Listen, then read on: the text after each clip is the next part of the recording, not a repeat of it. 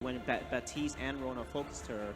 And then from there, Vox just didn't have any protection. Ardent Gauntlet didn't last long enough, and Vox didn't do enough damage, and Pain just ran away with it. Well, Chimwalker first ban into Lorelei first ban. You guys can't see the draft, but I can because I have the screen in front of me. Your guys' screen is covered, so. I can see it. Oh, Lance! Finally, Tasty Bacon. Lance You're going to get to told see you the it would come Lance. out today. I called it at the beginning of the day. We would see Lance at some point today, and it happens to be here in the final game, potentially, of Group A. But Lance going to be coming out onto the fold. You know, you asked what was different between the Pain Gaming earlier in the day versus the Pain Gaming just now, and I think we do have to be a bit honest here. The big difference was their opponent. You know, playing against Elite 8 versus playing against Cloud9. I think anyone would choose to not play against Cloud9 there. But as the draft continues, it looks like it's going to be the Black Feather banned away now by Pain Gaming. So a smart ban, just taking that off the board when you don't necessarily have something to hard counter, because the Rona can be dealt with by a Lance.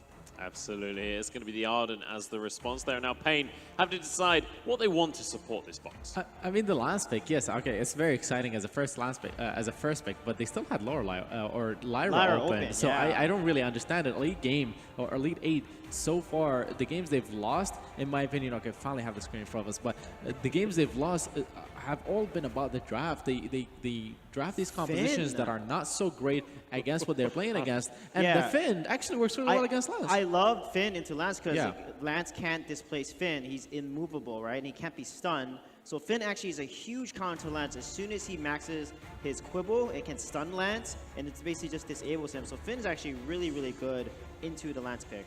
Yeah, Celeste is going to come through, but I want to talk about this Finn a little bit more because we mentioned earlier, or at least I did, when we were talking about the Lance and why I thought it would be picked up here in this meta is the echo changes for the low cooldown abilities. Right. When you think about Finn with an echo, you always think about the Forced Accords, but you can echo the Quibble on Finn, have that low cooldown, and have massive impact with those stuns as well. If they pick Petal here, they win the draft. So let's see if Petal will be picked, because with Petal and Finn and Vox, they can just dive onto Celeste or dive onto Glaive. Petal is mobile. She can dodge a route. She can jump around. And with Petal ulting, slowing the Celeste, Vox jumping on her, Finn, you know, Polite Company pulling her in, that's going to be a very strong composition. Right, I would disagree there because Petal, I mean, you could try to push the early game advantage and try to snowball the game, but if you're not able to close out, going into the late game, you have a huge range of disadvantage. With Vox and Petal trying to dive onto the Celeste, that's going to be very difficult, especially since the Celeste can clear her minions very effectively. Regardless, it is the Taka going to be as the last pick, and that's a hero that can dive onto the Celeste a lot better. Yeah, they're definitely going for this protect the Celeste sort of style, but it's going to be interesting because they don't really have to worry about the Finn in that. As long as they block the Forced Accords, Finn shouldn't really be an issue for them because of the range advantages that you were just talking about. So it's really just about Taka being able to dive in and get onto the Celeste. Obviously, he's going to have a great time at doing that. But if Glaive is ready with the Afterburns, as soon as Taka kitens, he should be getting Afterburned back away from the Celeste, and they can create a distance between them. And the Celeste pick should actually be able to do a lot of work in this matchup. There's also kind of a triple CC composition coming out from Elite 8 here. If they can combo the 3 stuns that they have, the Afterburn, the Celeste stun, as well as all of the CC coming out from a Lance, there is potential to lock someone down for a very long time. That's enough to win a team fight on its own right there. And also, I just want to bring attention to the fact that if Elite 8 can take this game, they're going to be going to tiebreakers right here. We need to see Pain taking a 2-0 if they want to lock their spot in for the quarterfinals, if they want to move on in this tournament into those quarterfinals. But Elite 8 definitely not going to want to go down without a fight here. Their tournament life is on the line on this matchup, and they definitely have the composition to do it. How are we feeling about this game then, gentlemen? Do we feel like a team has an advantage here, Suijay? I think the draft is pretty even. Late game, definitely Celeste is going to carry really hard. So Pain will have to really shove the lane, because Finn actually is really strong in lane with Polite Company and Vox. They can push the lane against Celeste and force jungle rotations. Okay, so I think Pain will take it. Pain? I'm going to go with the opposite of Reki Zoro's Game 1 prediction. I think the draft is better for Elite 8, but I think Pain are going to be the better team on the fold. All right, 2 for Pain. Let's do Pain all 3 for us. All right, we have a full house of Pain supporters right here. It's time to get on into this game. It's time to pass it over to our casters once again and get the second game of this series underway. It's time to decide this group. With an almost perfect game in game number 1, Pain took it. And now we'll see what happens in number 2. Will it become a tiebreaker here? Will Pain Gaming take it to a 2-0? We'll have to wait and find out. We've seen a lot of this Celeste-Vox matchup over the course of today. We saw G2 find a way to exploit Celeste, who doesn't traditionally build any armor. You dive her with that heavy critical strike base build. 4 items on Vox. It's kind of not the normal build that we've seen coming up over this World Championships, but it is a build that deals with Celeste very well. But we've also seen the Celestes that crush the Voxes. So I think this could go either way. If this gets to the late game, I'm kind of in Elite 8's camp. I've seen Elite 8 play Celeste. I know they are good at it. I watched them play at the Spring Southeast Asian Championships, and they were so practiced with this. So it's something that I know that they can play well. Just got to execute on it when it matters most, and when it matters most is now. Well, maybe reverting back to comforts is what they finally needed. Elite 8 over on the blue, Pain Gaming over on the red. Seeing Finn as well, coming out from Josuino Ferrer.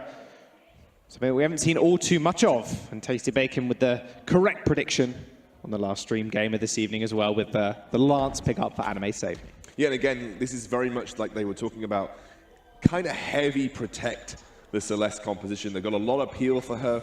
And the only problem that I feel is that obviously Taka's pretty slippery, and he can do a lot to dodge around that Lance disengage. He's also pretty good at dodging out Glaive when he's been searching for an afterburn. So a lot of this will come down to whether Falcon can execute, especially at that level 6 power spike. If they shove that lane in with the Finn and the Vox, put pressure onto Celeste, stop her from getting too much farm, stop her from feeling too comfortable. Oh, Heim's going to go in, and Pale did end up connecting, but still Pain finding the kill on the Elder Treant. Heim not being able to secure it. It's going to get chased around by Falcon, though. Going to try and catch official Heim here. Falcon jumping in, got those 2 weapon blades to start. Makes him a bit more powerful in the early game than Attacker would be usually. Force the Flask as well. They're going to follow this one up. Falcon undeterred. Just we know Ferrer over the side of the wall does get the polite company, and that'll be first blood over to Pain. Wow, really stuck to his target, was waiting for that kiting to come up, and Anime Save Me with just the Impale right now. Ooh, he does actually land that onto Falcon. It's going to stop him from backing where he wanted to. But it's a lot harder to hit the Impale onto Attacker like that. Wanted that Githian wall to try and knock him into the wall, but unfortunately Anime Save Me not level 2, so unable to do so. That is good for the Taka. You know, the more sort of gold you can get him before his level 6 power spike, the more likely it is that he's going to hit something like an Aftershock at level 6, which is going to be such a critical time for Pain. They need to execute off the back of that level 6 spike for Taka.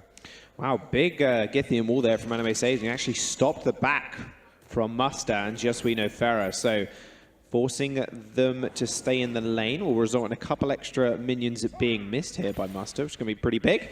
Just securing them with the polite company, and it's going to be able to freeze the wave just in front of the turret, so he doesn't lose as much.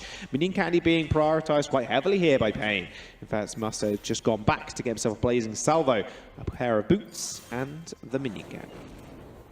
Hunyega just rotating in and out of that jungle, picking up a couple of crystal bits on his way back. But like I said, when he gets to level 8, Celeste traditionally decent into a Finn. Finn is a slow-moving and sort of heavy hitbox target. He's quite easy to land supernovas on. So you can stack things like Dragon's Eye easily on him. It used to be that you could stack Broken Myth on him easily, but since the Broken Myth change, you can actually be sort of a target for just the Dragon's Eye builds. Whether he goes for that, you know, we haven't really seen much Dragon's Eye on Celeste. It's a little bit harder to keep stacked if you're missing your skill shots, so the sort of safer build is to go something like a Shatterglass into Clockwork, Eve of Harvest, Broken Myth. That's kind of a traditional 4-item build for Celeste. Wondering whether that you've got a slower, easier target now for Hunyega, that Dragon's Eye will be on the target, even on the cards, sorry. Ooh. Light Company's keeping Heim at bay for the time being. Falcon's going to be able to just pop into the little rice box. Hunyega's in a lot of trouble. He's on the front line right now. Has to actually pop the boots in order to get out of danger. Musta and Josuino Ferrer following up Falcon rather readily. However, Elite are going to be able to just sort this Elder Tree, and we'll see if they are going to be able to get the steal. No, they are not. Pain end up just missing that one by an inch. That Githian walls from Anime Save Me, though. They are on point for the time being. Taka level 4 has the components of his Aftershock ready. Only needs a little bit more gold to convert over. If he can hit that before level 6, which I'm absolutely certain that he will, it's a critical time, like I said, for Pain to look to execute. Find the opportunity, jump into lane, X-Retsu onto Hunyega's, The problem that they are going to face is they kind of need to force him to use that flask, but maybe they can go in, force him to use that flask, and then come back just a little bit later.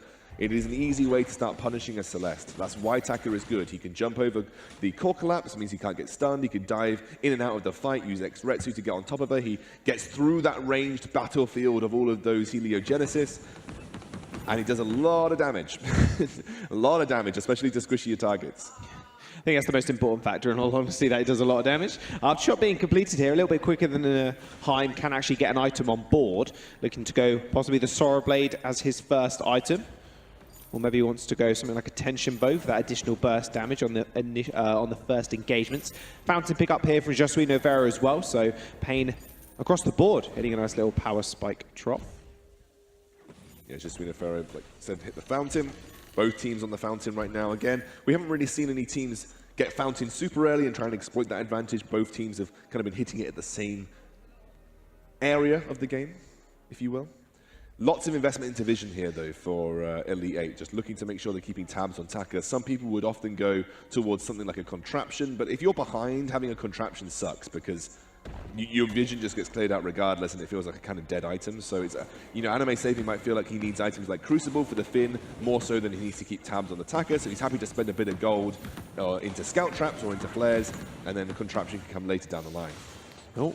Falcon has found himself a glaive, going fairly low. Heim's going to have to be quite careful. Remember that aftershock power spikes are really starting to hurt now. Pain Gaming doing exactly what they do best. Be very aggressive early and punish the mistakes, and Heim just overstepped his mark, you feel. Not much opportunity for Pain to seek in the lane right now. Celeste has been super pushed back, and you saw Pain, Josué Nogueira and Muster just shoving that lane in. Here goes the glaive. Afterburn. Pushes Muster away, however. Nice quibble from Josué Nogueira. Can't quite find much yet. No, he won't get too much out of that instance. Oh, that's a stun. Core collapse into the Impale. Nice get him all as well. The CC was there, but oh no, the rest of your team and damage was not. Although Jaeger's does send the Solar Storm flying, forcing the Fountain actually coming out from Josué. Yeah, Fountain's big loss here. They could potentially look to go for a dive if they had the opportunity. No real way to prevent that damage coming out in the dive.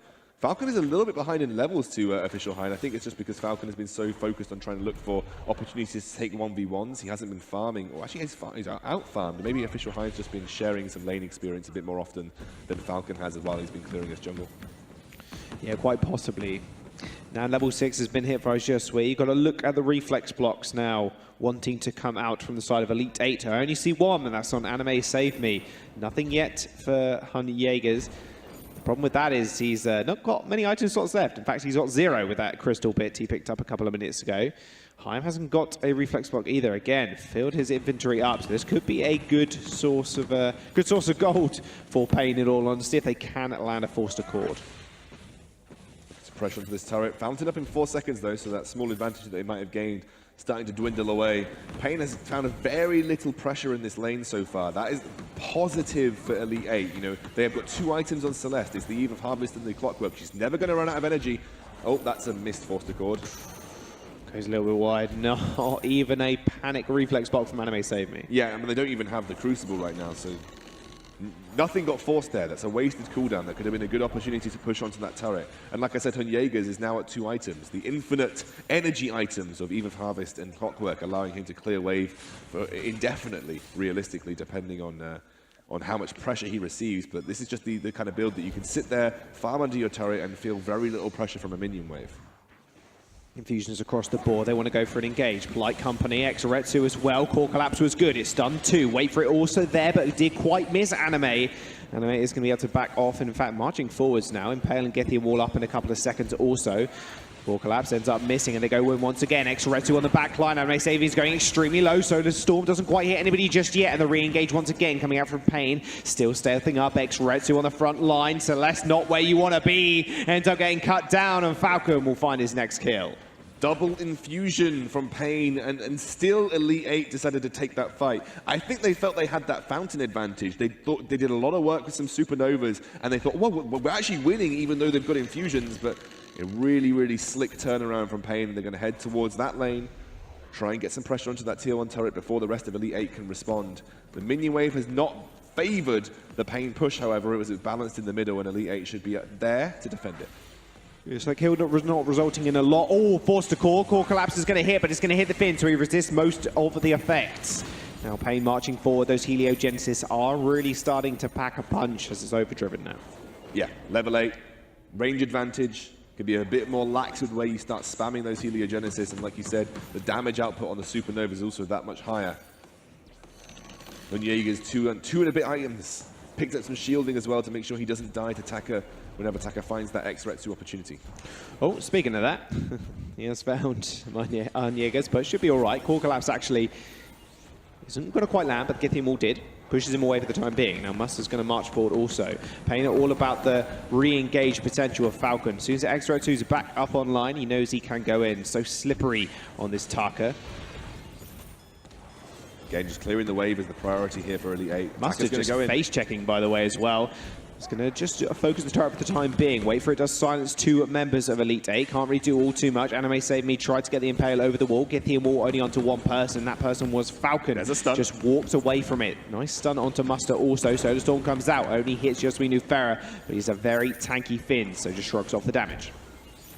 Still, no way of taking down this first turret. The gold is pretty even between the two. They're actually backing off. I'm not sure why they're backing off right here. This seems like it's an opportunity for an easy push onto this turret from Pain. Save Me, left completely alone underneath his turret. Musta's going to go in, doesn't quite find the kill, and in fact, now it is Heim that is actually forced out. Nice force to call onto 2 people. Heliogenesis hits Falcon and Musta. They're underneath the turret, tanking the shots, but it doesn't matter because already Heim has fallen down, and now it's just up to Falcon to try and dispatch of this Celeste. She's in a 1v3, wrong place, wrong time. Pain take another kill. Very, very ambitious use of the fountain there from Anime Save Me. He decided to hold it because he didn't think he was going to die. Didn't count on the final basic attack from Musta landing, and obviously was able to hold on to his fountain. But I think that gave them, again, this false fountain confidence that E8 seem to have at this point in time. They always seem to think that because they have their fountain up still, they can take a fight and win it. But they were already on such low HP, they caught out official high, and they were split all over the place when Jaegers was nowhere near the safety of his own turret. They need to be thinking about their positioning, playing a Celeste more like you expect a Celeste to be played from that back line, with just Anime and Save Me providing that front line, body blocking almost, and just trying to bash away Falcon whenever he tries to find an X-Retsu. We've not quite found that just yet. Broken Myth now online for Falcon, getting stronger and stronger by the minute. It's up to Anime Saves Me to just peel for Hun Jaegers at this moment in time, but the problem is, can't seem to do that with the consistent engage potential that Falcon does have. Look at Musta on the flank here. Flank Vox, deadliest Vox. Moving forward, forced to core, gets blocked. Core Collapse gets blocked as well. Musta just moving forwards, cuts down Hun Jaegers. Nice wait for it as well. It's just going to go wide, but it didn't matter at all. Anime Save Me and Heim going low. Wow. Falcon finds the kill with the X-Retsu. Pain just on a steamroll, a mirrored game, it feels. Mirroring game number 1. Yeah, and they just found that opportunity with Attacker to continuously apply pressure to Hun Jaegers. Hun Jaegers has delayed his damage build by going for the Aegis. It's not mattering too much. He's still getting blown up. You're seeing a very similar build come out from Musta as well. He's going for maybe the double turrets monocle build. The full dive Celeste style coming out from Pain. As Musta sits in that front line, I think just to sort of... Solar Storm. Ooh, didn't quite. Oh, that was close. Impale doesn't quite find it either. That Solar Storm. Boots pop, but an X-Retsu pops him. Goes back to base, and that is going to be a gold mine for Pain. Pain very easily able to work their way through. And I've got to say, like, I don't think Hun Jaegers has played badly, but some of the positional play from the Elite 8 team has been slightly questionable. Like Celeste frontlining for a long time, taking a lot of damage from Falcon on some nonchalant X-Retsus that were non-committal, and still Hun Jaegers on that front line allowing Musta to jump in and get the kill previously. But Falcon has been excellent on this Taka. Like he utilized that early advantage that he got, looked to apply pressure to pretty much any target once he hit level 6 with that Aftershock. It's always good to have Aftershock at the level 6 spike for the Taka. And at this point in time, Taka's really steamrolling ahead. No one on this team can officially easily shut him down. Taka is pretty much good into every member, maybe apart from Glaive, who has sort of a basic attack focused damage style. But Taka's great into Lance, and Taka's great into Celeste. It's so difficult to lock him down. He's got such a Herculean lead. Even the Clockwork now picked up by Falcon. playing Taka like a poke hero, just going in time and time again. Forced Accord is available. Big science actually onto Just We Know Farah. There's the Forced Accord, does finally get blocked. Elder Treant or Treant? No, that's not going to root anybody up.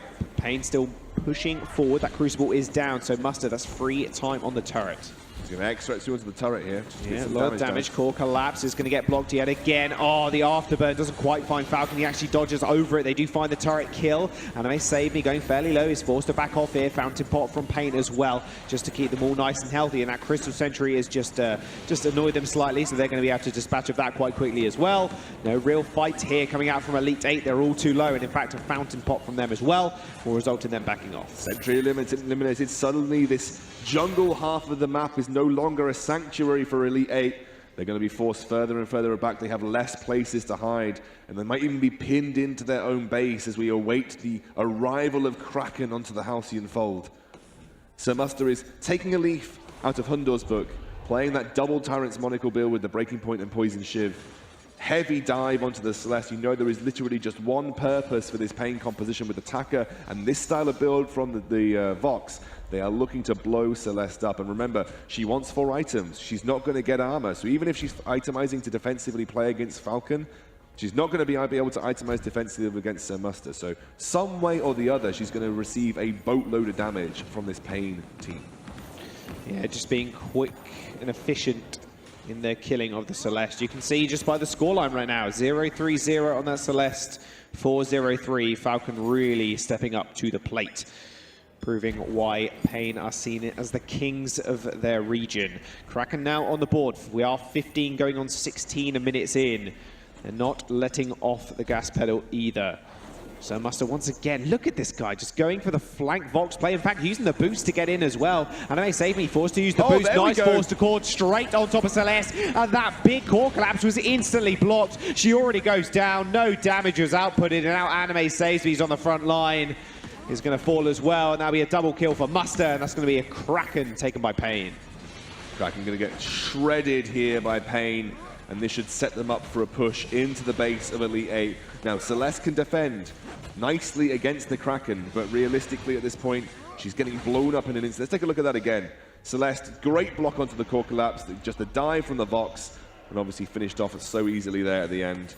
This was just after that very critical pull that the Finn made. Finn managed to land a pull onto the Celeste. She wasn't quite aware of it, slightly mistimed her reflex block, and that allowed this heavy critical strike build coming out from Muster to just rain that Pain down on top.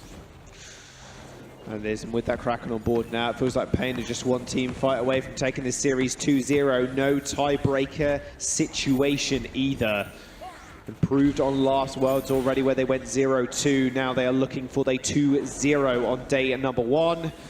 Or 2-0 against Elite 8, that is. There is the science coming out. Hits Hunjaeger's. Core Collapse on the turret to try and stop Falcon doing damage to it, but it ends up falling regardless. Must have taken a fair bit of damage as well, but they're going to focus down Heim. They take him out. Solar Storm onto 3 members, but most of the damage is just blocked up by the massive body that is Finn. Impale lands onto Muster. That Kraken takes 1 turret down. The next one's going to get focused soon as well. And Muster basically just dodging things out, Kraken doing all the work, and you've got exactly what Attacker does. Dances between those turrets, dances between the heroes. Muster diving underneath the healing platform. The crystal shatters, and Pain Gaming take the series over Elite 8 2-0. I think after that first game, you got the impression that